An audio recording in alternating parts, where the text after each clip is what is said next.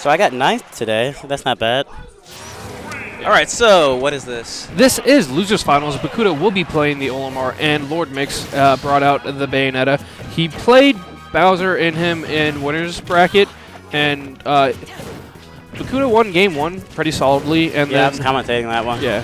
He sort of, like, I can understand him feeling the need to go to Bayonetta because he doesn't want to get downloaded in a sense. Yeah. Because if he loses a game, because it's a best of 5, Yeah. so he has some time to experiment without worrying about it affecting him too much. And if he wins, it's just. Well, I you know, mean, he that wins. being said, again, like Bakuuda has already played his Bowser in one best of 3 set, so he has a small idea of how it worked. Even though game 3 looked pretty convincing for LordMix's favor. That was so rough. if Bakuuda does happen to win this game, that just puts LordMix in a slightly more worse position. Disadvantaged Yeah, state. you never want to lose a game, You even don't. if it is a best of 5. You feel like you have a couple games to play with. Losing's never good. So something completely unrelated to this match today. You said you got 9th. Yes. So like, not to be rude, but why were you the 6th seed today? Because if I recall correctly, he said like he didn't want me to fight certain people because like last season, because there hasn't been a skill keeper for this season yet. Yeah. And last season I was in the top 20 like literally the entire season. Like there was not a single time where I was out of the top 20.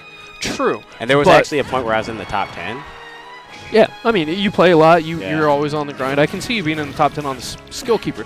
But, oh, that's very unfortunate And also to see happen. the main thing with Wrath being seated lower than me was he wanted Wrath and LordMix to be on opposite sides of the bracket Well, because they teamed in doubles. well, that being said, like, Wrath definitely could have been 6th and you could have been 7th, and it would have achieved the same effect. Also, it would have Fair enough. separated Wrath from CC a little bit more. I definitely feel like they should have played in winners semis as opposed to winners quarters where they did play. And that also would have put, Because like what I recommended for him to do, because I didn't really feel comfortable with getting a random seed, so what I told him to do was like to seed the PR and then Wrath and then people from the skill keeper. yeah. So Well, I feel like if Wrath would have gotten a random seed, like people would have just left, because that I would have that would have been ridiculous. That would have been some old Gwinnett Brawl level stuff. No. Flashback to Fatality LordMix round 2 winners. Round 2, yeah, that was ridiculous. And then one time that I was even knocked after out. they had changed the bracket at 1.2. Yeah.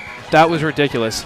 Also, like, for those of you who don't know, seeding matters a lot. It does. Yeah, I mean, I think there was, 46 people in this tournament? 46 exactly. Yeah, so there's 46 people in this tournament, so I can definitely see, like, top 8 seeds mattering. But Bakuuda takes the first game, manages to clutch it out after a suicide. I doubt we'll see the Bowser just yet. I feel like LordMix will throw in one more game with Bayonetta and then switch to the Bowser. We And saw even if he doesn't, he has a Sonic, he has a Luigi. He's got True, a plethora of true. characters to choose from. And he's Now- sticking with Bayonetta. LordMix, definitely a solid player. If he does bring out the other characters, I know Bakuuda has some Luigi experience. Maybe not a player of the caliber as LordMix, but Yeah, he does. don't you play Luigi? Yeah. Yeah. I But it's like you don't need to be a top player to give them a general idea of how to punish certain things and what to do in certain situations. Yeah. Because the player doesn't determine the character's frame data. Yeah. And then I think you also said Sonic. We just saw Bakuuda beat CC, and I mean, they're from the same region. CC did walk over here and ask Wrath for advice and then ended up losing anyway. And I feel like that was more of a thing like CC was getting in his head because he normally beats Bakuuda. I've noticed that because I've been watching a lot of the Typo House weeklies. Hey, don't judge me. I like watching. Oh, no, it's fine, man. I appreciate you watching my stream. I was looking for CC. I Oh. couldn't see him through the computer, but he's there. Yeah, he's still sitting there watching. Like, I know CC, like I said, he normally beats Bakuuda, but I'd say it's more of like a 60-40 thing. Like, Bakuuda always has the potential to win, but CC normally manages to clutch it out. Arguably, in this game that they just played, CC was bringing it back, and he got a little bit upset because I think he said something about a missed input or something, but he got punished. And this game looking very solidly in I know Bakuuda's favor. Bakuuda's been leading like just into the entire set so far because he had a pretty convincing win on LordMix's last game. Yeah. And now he's getting Bayonetta. Yeah. I know Bakuuda has played against Gadiel, so he has some Bayonetta experience. Ooh. Oh, wow. The bail delayed. Yeah. That's very unfortunate for Bakuuda, but good for LordMix, right? All right. Although it's not really all too bad because if he can get like a good punish, he can bring himself right back in. Right, Just like that. Yeah. And hit him with the purple Pikmin. Purple Pikmin are the homies. Yep. The Moniques, the Shaniquas. I think those are the only two names that most people normally call the purple Pikmin.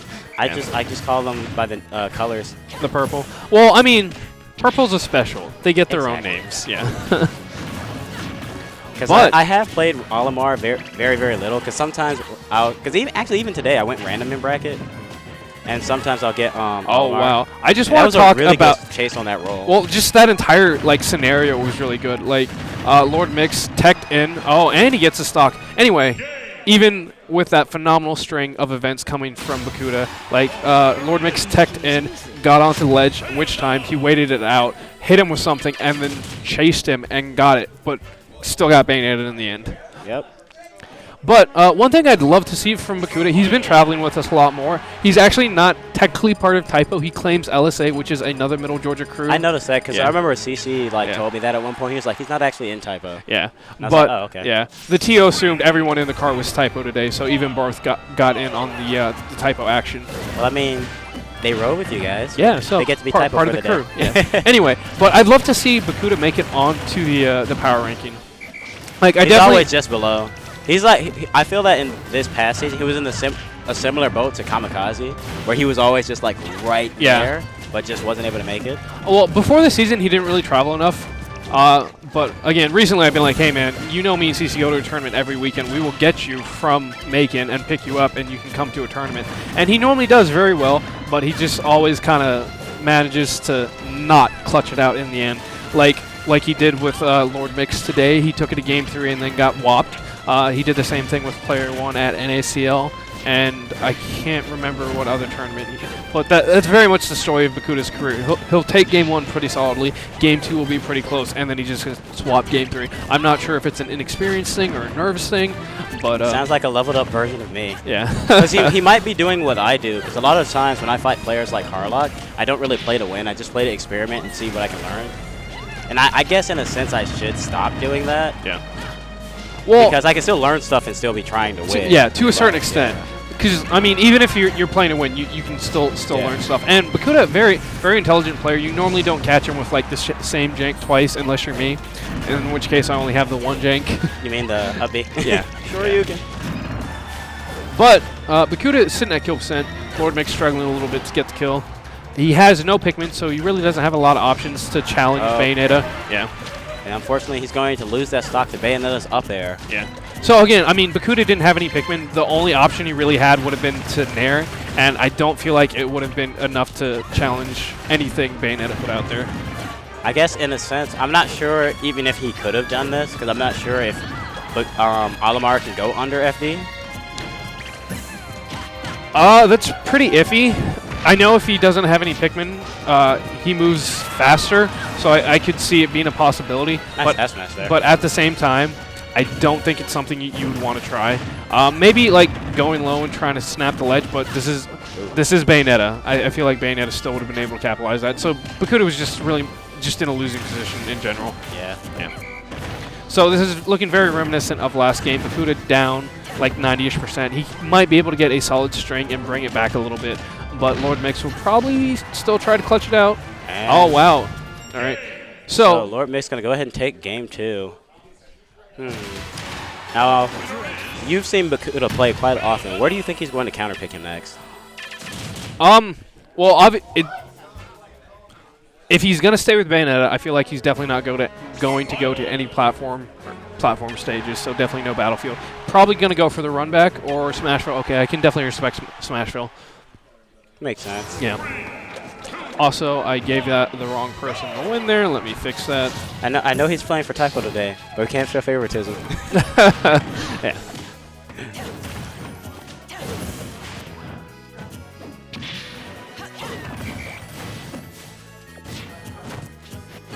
All right, so we are in neutral. One thing that Bakuuda does very well that I haven't seen him do this far is he manages his Pikmin, and he has Pikmin combos for very specific points of the game. Early percent, he wants the white Pikmin to get rack up that damage. Yeah, he'll throw it at you, and then he'll get you caught in a down throw into a couple up airs, and the entire time you're taking damage from that white Pikmin, and there's literally nothing you can do because you're in tumble. Yep. But it's racking up damage the entire time. Another thing. Oh. Back air. Very solid. Back Purple air from Pikmin. Monique. Yeah. the Monique definitely putting in work. Oh, that was a nice. I think that was neutral air. Yeah, there's definitely the nair. Yeah. His up tilt looks similar, but he was in the air, so there's no way it could have been the up tilt. Yeah. But, so LordMix is at those low percents. He's not really cycling through his Pikmin because LordMix is staying pretty aggressive. I did hear Mix say that against Olimar, you have to stay aggressive even if you don't necessarily know what you're trying to do.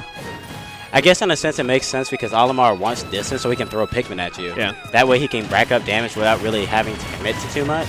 Now, normally I would agree with you, but this is Bakuuda, and he's a very aggressive player even if his character isn't supposed to be. And I feel like that's one of the problems he has a lot. Well, to be completely honest, if you play textbook, it just leads to you getting downloaded a lot quicker. True.